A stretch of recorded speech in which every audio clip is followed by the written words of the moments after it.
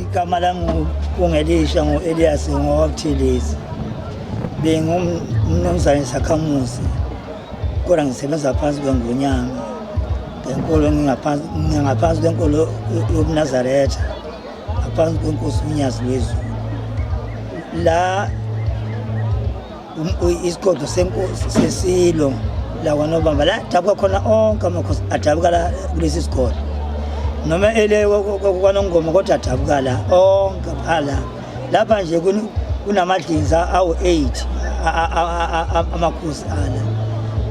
Ngaleyo ndlela iNgonyama ayibeki inkosi la ngoba kusemagcekeni ayo.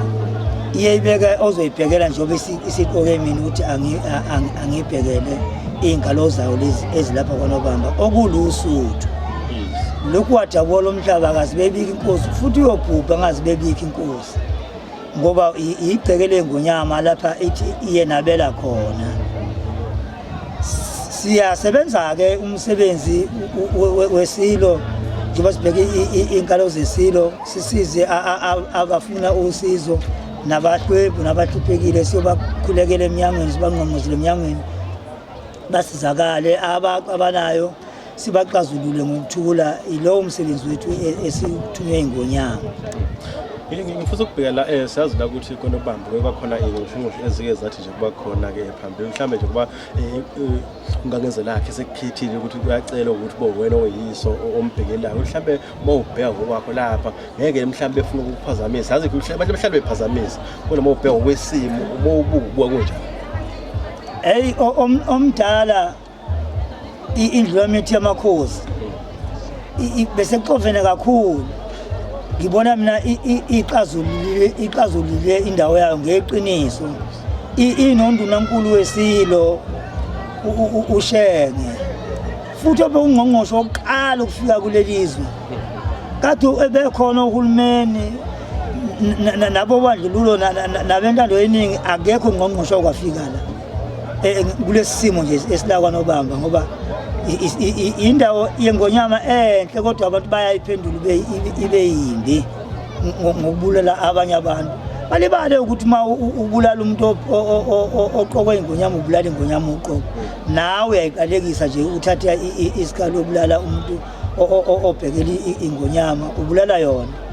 Kodwa mina ngibona ilamlile iNgonyama ngoba ubukhosi lobo obulwa neNgonyama ekuthiwa ngihloniphe kakhulu ngabe ngiyabusho obunzothi obumakhelwane obulwa neNgonyama endaweni yeNgonyama noma egcekeni leNgonyama. Ngibona ilamle kakhulu ngoba manje bese sithweleyo abantu bese bethwele yona bethi iyona ezoba inkosi iphinde beyiso lesilo. Ngibona ilamle kakhulu ngoba manje njobe isinqokile nje aphelile kamanga ukukhulumela iNgonyama ukuthi iNgonyama isiqoke inkosi izoba yiso lesilo futhi izokuphatha kokubili lokhu.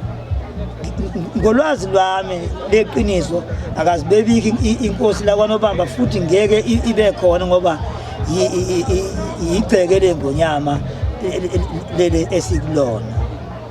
Kuzokala kahle mhlambe nje awakho ogcina ongadlulisa kumbukeli ngasekhaya nomlaleli. Ngibonga kakhulu kwindlulamithi yamakhosi. Ngibonga kakhulu kubatwana basendunkulu omntwana uSimphiwe abafika naleli gama behamba noNgqongqoshe uShenge ongumfundisi oyikho konke.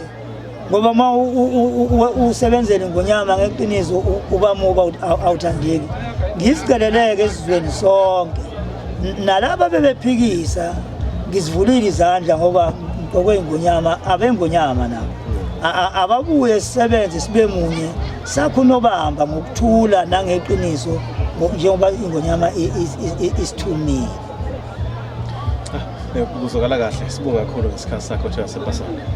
Ngiyathokoza kakhulu nami ngiphamisa ukuzehlisa kakhulu esizweni nase emhlabathini wesilo ngiyazehlisa kakhulu kodwa ngifisa ukulumela iqiniso futhi ngifuna ukuyiphakamisa inyawo ukusebenza ngeqiniso ngisebenzele isilo sebenzela abantu besilo bonke la. Siyathokoza kakhulu embukeli weGeshenge TV lapho ngasekhaya ngesikhathi sakho othe wasepasana siyathokoza.